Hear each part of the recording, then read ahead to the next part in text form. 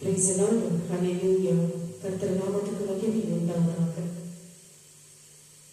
2025 ஆண்டு ஜனவரி மாதம் 1ஆம் தேதி கர்த்தர் நம்மை அழைத்திருக்கிறார். இந்த புதிய வருடத்தின் முதல் நாளில் நாம் அனைவரும் ஆண்டவரை நோக்கி மகிழ்ச்சியோடு அவரை நாம் ஆராதித்து துதித்து மகிழ்ந்து நாம் பாடுவோம். கடந்த ஆண்டை நம்மை கண்ணின் மணி போல காத்து வழிநடத்தியதற்காகவும், நம்மை ஒவ்வொரு நாளும் அவருடைய கிருபையால் தாங்கி வழிநடத்தியதற்காகவும், ஒவ்வொரு நாளும் அவருடைய இரத்த கோட்டை மூடி மறைத்துக் கொண்டதற்காகவும், நம்மை ஒவ்வொரு நாளும் அவருடைய பிள்ளைகளாக குடும்பமாக நம்மை வாழ வைத்ததற்காகவும், இந்த நாளில் அவரை நாம் நன்றியோடு அவரை நாம் ஆராதித்து துதித்து அவரை நாம் ஆர்ப்பரிப்போமாக. அப்படியாக இந்த நாளில் உங்களுக்கு நான் ஒரு வார்த்தையை கொடுக்கின்றேன். புகழ்ச்சியோடு துதியோடு இந்த வருடத்தை நாம் தொடங்குவோம். புகழ்ச்சியோடும் துதியோடும் இந்த வருடத்தை நாம் தொடங்க வேண்டும். சங்கீதம் 150ஆம் அதிகாரம் 6ஆம் வசனம். சுவாசமுள்ள யாவும் கர்த்தரை துதிப்பதாக. சுவாசமுள்ள யாவும் கர்த்தரை துதிப்பதாக. தேவன் அருளிய நன்மைகள் மற்றும் அவர் நமக்கு உண்மையுள்ளவராக இருந்ததை நினைத்து கொண்டாடி ஆராதனையோடும் துதியோடும் இந்த ஆண்டை நாம் மிகவும் ஆரவாரத்தோடு மகிழ்ச்சியோடு துதியோடு அவரை நாம் ஆயத்தப்படுத்துவோம். நீங்களும் நாம் ஒரு புதிய ஆண்டுக்குள் நாம் பிரவேசிக்கும் போது உங்களுடைய முழு இருதயத்தையும் அவருக்கு அர்ப்பணம் செய்யுங்கள். அப்படியாக நாம் எந்த அளவிற்கு ஆண்டவரை நாம் இன்றைய நாளிலிருந்து நாம் அவரை எந்த அளவிற்கு அவருடைய பாதையில் சென்று அவருடைய வார்த்தையை கடைபிடித்து நாம் வாழ்கிறோம் என்று சிந்தித்து இந்த நாளில் நாம் ஆண்டவரை நோக்கி உள்ளத்தின் ஆழத்திலிருந்து நாம் ஜெபிப்போமாக. அன்புள்ள ஆண்டவரே, இந்த ஆண்டு தொடங்கி கொண்டிருக்கும் இந்த நாளில் எங்களுக்கு நீர் கொடுத்ததற்காக நன்றி அப்பா. இந்த ஆண்டு முழுவதும் எங்களை தாங்கி வழிநடத்துவதற்காகவும் வழிநடத்த போவதற்காகவும் நாங்கள் உம்மை போற்றுகிறோம், துதிக்கிறோம், ஆராதிக்கிறோம். நீர் ஒருவரே எல்லா கணத்திற்கும் மகிமைக்கும் தகுதியானவர். நாங்கள் இந்த வருடத்தை தொடங்கியிருக்கும் இந்த நாளில் எங்கள் துதி ஸ்தோத்திரங்களை நீர் ஏற்றுக்கொள்வீராக. ஆமென். நாம் அனைவரும் கண்களை மூடி ஒரு நிமிடம் உங்களுடைய எண்ணங்களை ஆண்டவரிடத்தில் சமர்ப்பியுங்கள்.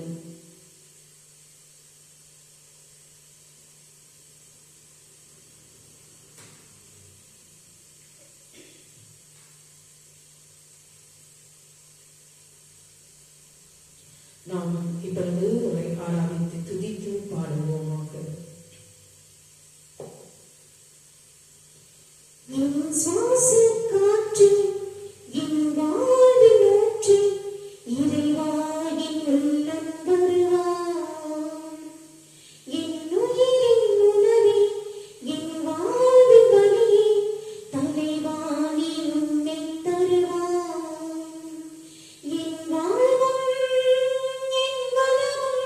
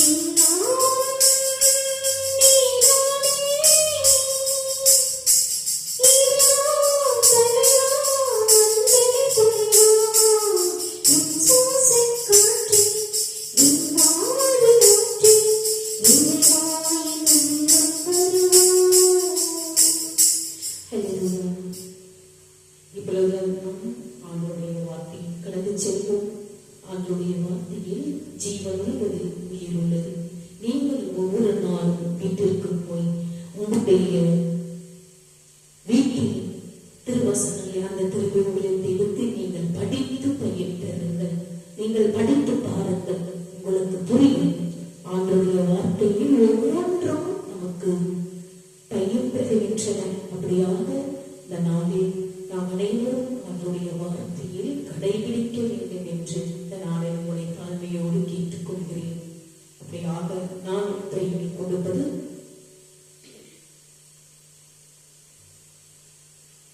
அப்போஸ்தலனான பவுல் நமக்கு எந்த அளவிற்கு வார்த்தைகளை கொடுத்து கொண்டிருக்கின்றார் என்று நீங்கள் சிந்தித்து பாருங்கள். அவர்கள் செசரியா பட்டணத்தில் சேர்ந்து நிருபத்தை தேசாதிபதியினிடத்தில் கொடுத்து பவுலையும் அவன் முன்பாக நிறுத்தினார்கள். அப்போஸ்தலனான பவுல் எழுதிய 23ஆம் அதிகாரம் 23ஆம் வசனம். சேனாதிபதி தங்களுக்கு கட்டளையிட்டபடி 100க்கு அதிபதிகள் பவுலை பாதுகாப்பாக அழைத்து வந்து செசரியாவில் இருக்கும் ஆளுநரிடம் கடிதத்தை கொடுத்து பவுலையும் அவனும் நிறுத்தினார்கள். யூதர்களின் கோபத்திலிருந்து பவுலை காப்பாற்ற தேவன் ரோம ஜனாதிபதியை பயன்படுத்தினார். பவுலை தண்டிக்க யூதர்களுக்கு எந்தவித சட்டப்பூர்வ அடிப்படையும் இல்லை என்ற உண்மையை அம்பலப்படுத்த தேவன் ஒரு புறஜாதி அதிகாரியை உபயோகப்படுத்தினார். சேனாதிபதி கட்டளையிட்ட பணியை செப்பனே பொறுப்போடு 100க்கு அதிபதிகளும் போர் சேவர்களும் செய்து முடித்தார்கள். அப்போஸ்தலனான பவுல் அடிகளார் தகுந்த பாதுகாப்புடன் செசரியாவில் உள்ள ஆளுநர் மாளிகையில் சேர்க்கப்பட்டார். கொடுக்கப்பட்ட வேலையும் முடிந்தது, பொறுப்பும் நிறைவேறியது. இதன் மூலம் சேனாதிபதியின் ஆலோசனை முற்றிலும் நிறைவேற்றப்பட்டது. வேதாகமத்தில் இசக்கார் கோத்திர மக்கள் மட்டும் சிறப்பாக குறிப்பிடப்பட்டுள்ளார்கள். ஏனெனில் இஸ்ரவேலின் 12 கோத்திரங்களிலும் காலங்களை அறிந்துணர்ந்தவர்கள் இவர்கள் மட்டுமே. அபிஷேகம் பண்ணப்பட்டவனாய் தாவீதை சிங்காசனத்தில் அமர்த்தியதன் மூலம் தேவன் என்ன செய்து கொண்டிருந்தார் என்பதை இவர்கள் உணர்ந்து கொண்டார்கள். தேவனுடைய காலங்களையும் நேரங்களையும் அறிந்து கொண்டு செயல்பட வேண்டியது அவசியம். அப்பொழுதுதான் ஆண்டவருடைய நோக்கத்திற்காக இசைந்த செயல்களில் ஒத்துழைப்பையும் மாறி வரும் காலங்களில் தேவனுடைய தரிசனத்தை தழுவிக்கொள்ளவும் காத்துக்கொள்ளவும் முடியும் என்பது நிச்சயமாகும். இசக்கார் கோத்திரத்தை சேர்ந்த 200 தலைவர்கள் காலத்தின் அடையாளங்களை புரிந்து கொண்டார்கள். 1 நாளாகவும் 12ஆம் அதிகாரம் 32 நீங்கள் வாசித்து பாருங்கள்.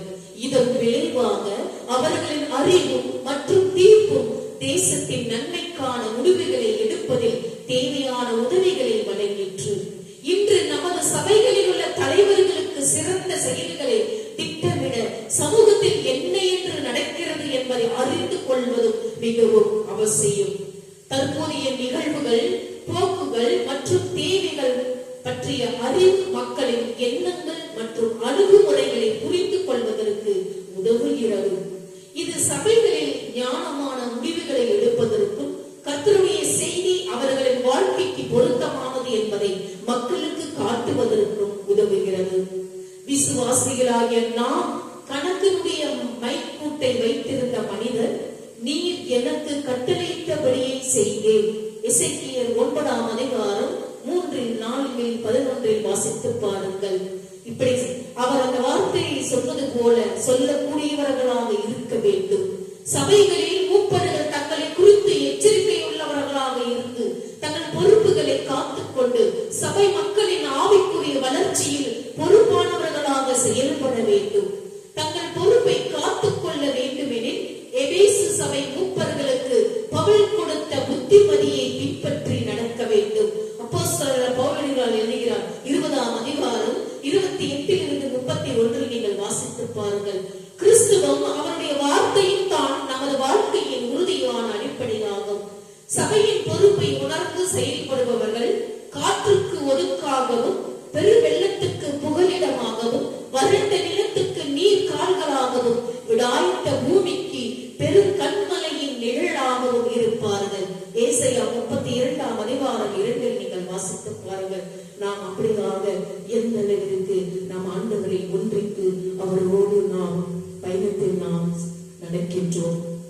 வாழ்க்கையில் நமக்கு பல பிரச்சனைகள், பல சோதனைகள், கவலைகள், கண்ணீர்கள், நோய் நொடிகள் அனைத்தும் சூழ்ந்து கொண்டிருக்கின்றன.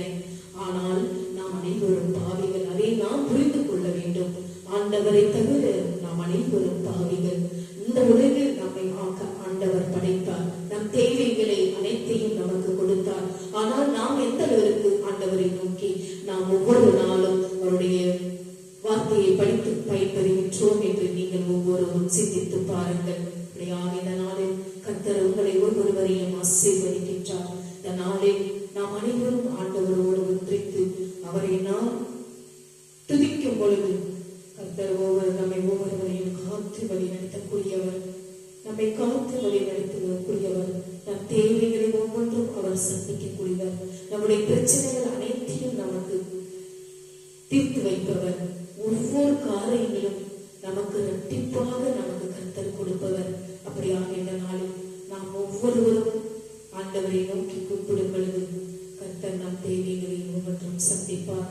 நாம் அப்படியாக அவரை உள்ளத்தின் ஆழத்திலிருந்து நாம் கூப்பிட வேண்டும். நீங்கள் கூப்பிட்டு பாருங்கள், உங்களுக்கு அனைத்தும் உங்களுக்கு கர்த்தர் கொடுப்பார். 2-3 நிமிடம் ஆண்டவரை நோக்கி துதித்து பாடும் பொழுது கர்த்தர் உங்களை ஒவ்வொருவரையும் ஆசீர்வதிக்கக்கூடியவர். இந்த நாளின் நிறைவேற்றில் நாம் காணிக்கை கடந்து செல்வோம். பிறகு அவருடைய திருவிழத்தில் அவருடைய போஜனத்தில் நாம் பங்கு கொள்வோம்.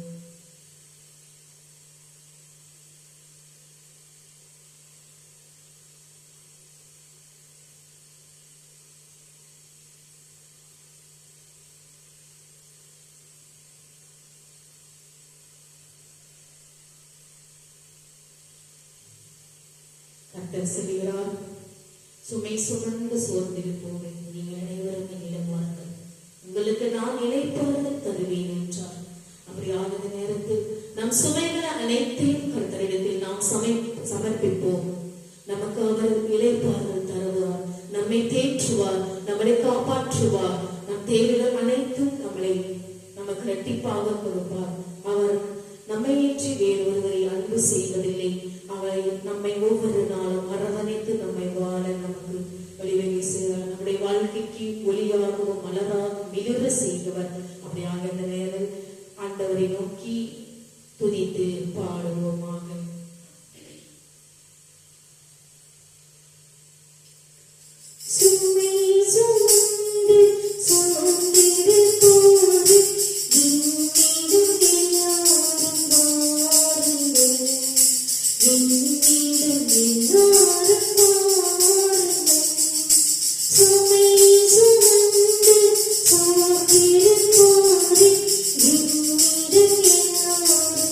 Oh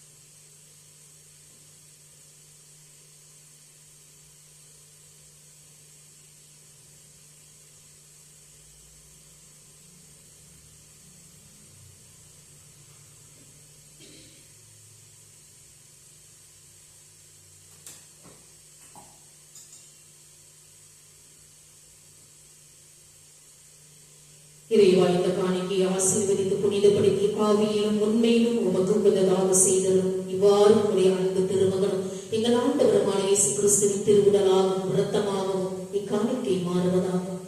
அவர் தாம் பாடுபடுவதற்கு முந்தைய நாள் வணக்கத்துக்குரிய தம் திருக்கைகளில் அப்பத்தை எடுத்து நோக்கி கண்களை உயர்த்தி எல்லா வல்ல இறைவனும் தம் தந்தையுமாக உமக்கு நன்றி செலுத்தி வாழ்த்துரைத்து அப்பத்தை பிட்டு தம் சீடர்களுக்கு அளித்து அவர் கூறியதாவது: அனைவரும் இதை வாங்கி உண்ணுங்கள், ஏனெனில் இது உங்களுக்காக கையளிக்கப்படும் என் உடல் என்றார். அவ்வளவே உணவரின் இயப்பின் மகிமை மிகுந்த இக்கிண்ணத்தை வணக்கத்துக்குரிய தம் திருக்கைகளில் எடுத்து மீண்டும் உமக்கு நன்றி செலுத்தி வாழ்த்துரைத்து தம் சீடர்களுக்கு அளித்து அவர் கூறியதாவது: அனைவரும் இதை வாங்கி பருகுங்கள், ஏனெனில் இது புதிய நித்திய உடன்படிக்கான என் ரத்தம். இது பாவ மன்னிப்புக்கேற்று உங்களுக்காகவும் எல்லாருக்கும் சித்தப்படும். இதை என் நினைவாக செய்யுங்கள் என்றார். நம் அனைவரும் அவருடைய திருவுடலையும் திருநத்தையும் ஒருவனப்பட்டு பகிர்ந்து கொள்வோமாக.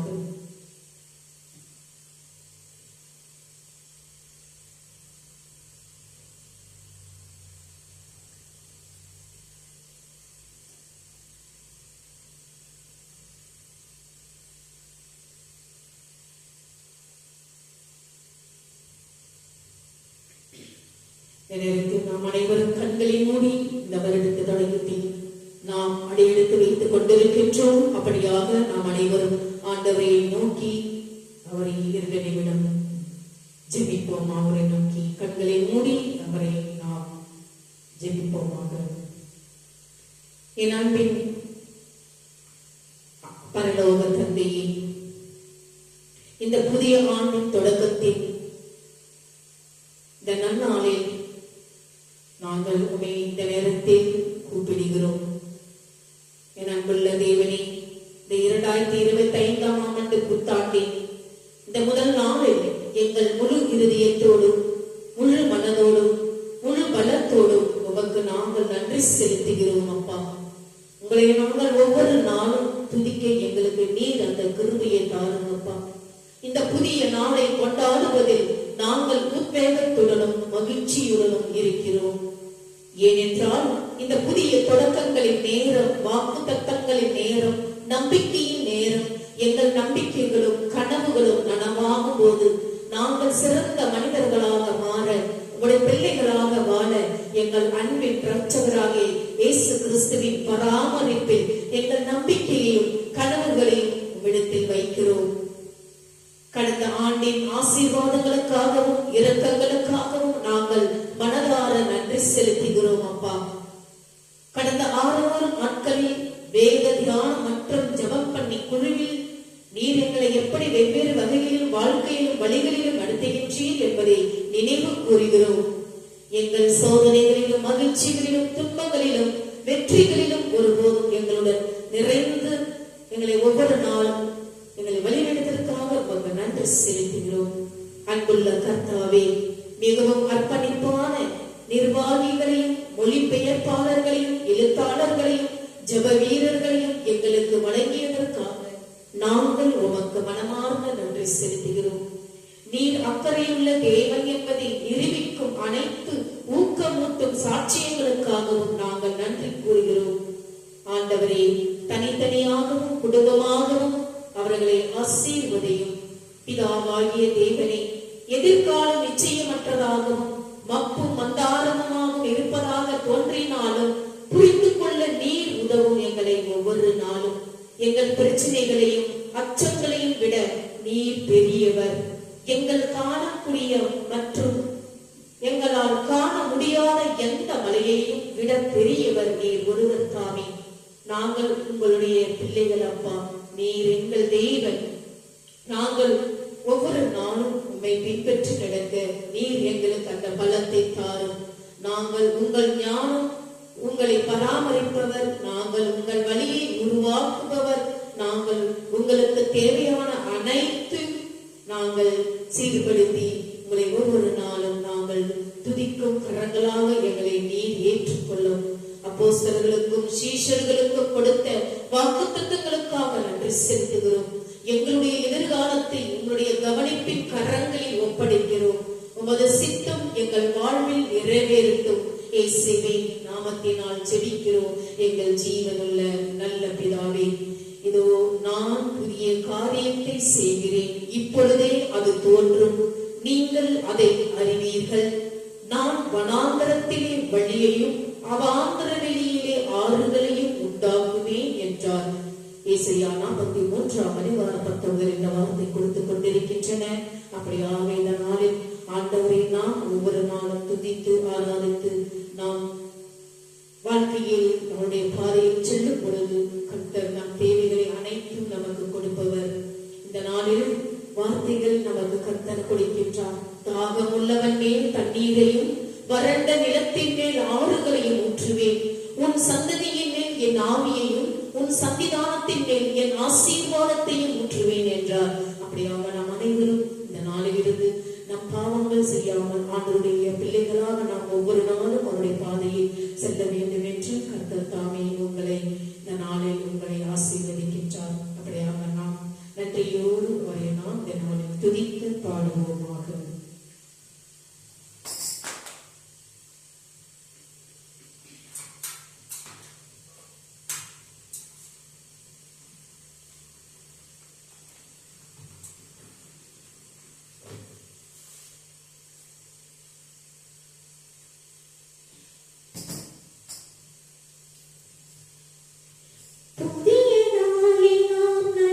Senhor, mas ele pode não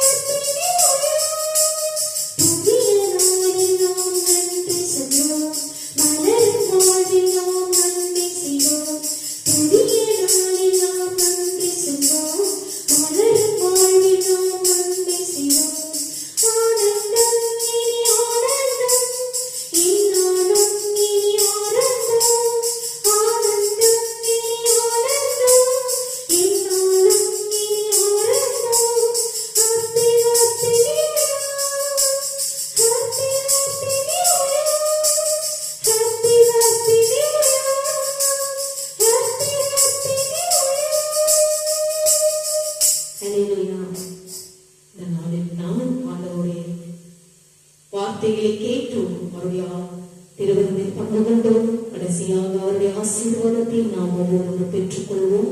அது மட்டுமல்ல, இன்றைய நாளிலிருந்து நாம் அனைவரும் ஆண்டவருடைய வார்த்தையை படித்து பயன்பெறுங்கள்.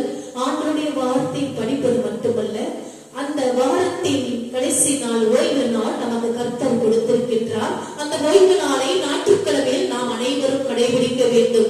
இது கிறிஸ்தவர்களுக்கு கட்டாயம். இது ஏன் புரிந்து கொள்வதில்லை என்று தெரியவில்லை. சில பேர் இன்றைய நாளில் கூட இந்த வருடத்தின் தொடக்கத்தின் நாளில் ஆண்டவரை போய் தரிசிப்பதில்லை. அவருடைய ஆலயத்திற்கு, அவருடைய கூடாரத்திற்கு தரிசிப்பதில்லை. பல பேர் அவர்களுடைய வேலைகளை நோக்கி சென்று கொண்டிருக்கின்றார்கள். அப்படி இல்லாமல் நாம் அனைவரும் ஆண்டவருடைய பிள்ளைகளாக இந்த உலகில் வாழ்ந்து கொண்டிருக்கின்றோம். இந்த 2025ஆம் ஆண்டு அணையெடுத்து கர்த்தர் நம்மை வாழ வைக்க நமக்கு ஆரம்பித்துக் கொண்டிருக்கின்றார். அந்த வருடத்தின் தொடக்கத்தின் நாளில் அப்படியாக நாம் அனைவரும் இன்றையிலிருந்து ஆண்டவரை நோக்கி நாம் ஜெபிக்க கற்றுக்கொள்ள வேண்டும், தியானிக்க கற்றுக்கொள்ள வேண்டும், ஆராதிக்க நாம் பழகிக் கொள்ள வேண்டும். அவரை துதித்து பாட நாம் ஒவ்வொரு நாளும் நாம் ஆலயத்திற்கு சென்று அவருடைய ஆசீர்வாதத்தை பெற்றுக் கொள்ளவும், அவருடைய திருவிருந்தில் நாம் பங்கு கொள்ளவும் நாம் அனைவரும் ஒருவனப்பட்டு கர்த்தரை நோக்கி வாரத்தின் அந்த ஓய்வு நாளை ஞாயிற்றுக்கிழமை கடைபிடிக்க வேண்டும் என்று இன்றைய நாளில் உங்களை நான் தாழ்மையோடு கெஞ்சி கேட்டுக் கொள்கிறோம்.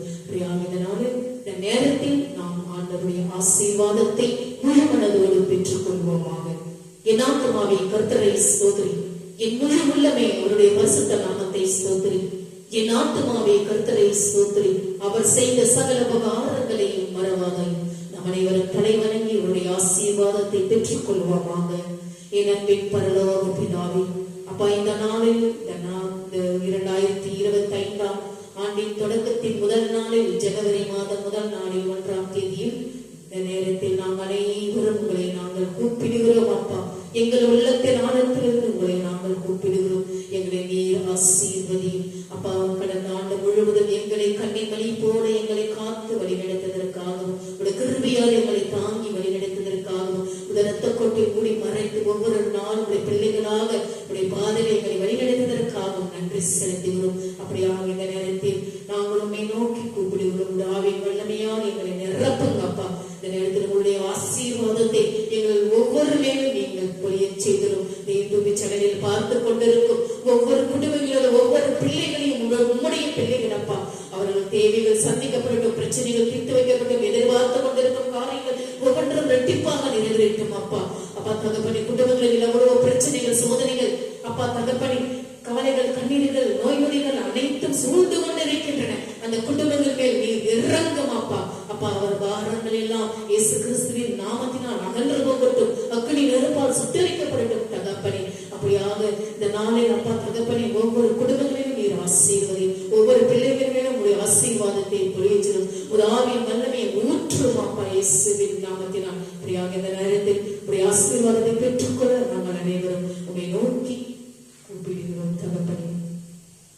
நம்முடைய ஆண்டவராகிய இயேசு கிறிஸ்துவின் கிருபையும், பிதாவினுடைய அன்பும், பரிசுத்த ஆவியினுடைய அன்யோன்யம் ஐக்கியமும் நம்மோடும் நம்முடைய குடும்பத்தோடும் யாரெல்லாம் இந்த யூடியூப் சேனலை பார்த்து கொண்டிருக்கின்றார்களோ, ஆண்டவருடைய வெளிச்சமானது உங்கள் மேல் பிரகாசம் அடையத்தக்கதாகவும், ஆண்டவர் வரும் மட்டும் உங்கள் மேல், உங்கள் குடும்பத்தின் மேல் சந்தோஷம், சமாதானம் என்றென்று நிலைத்திருப்பதாக. ஆமென். May God bless you. ஆண்டவர் உங்களை ஒவ்வொருவரையும் ஆசீர்வதிப்பாராக.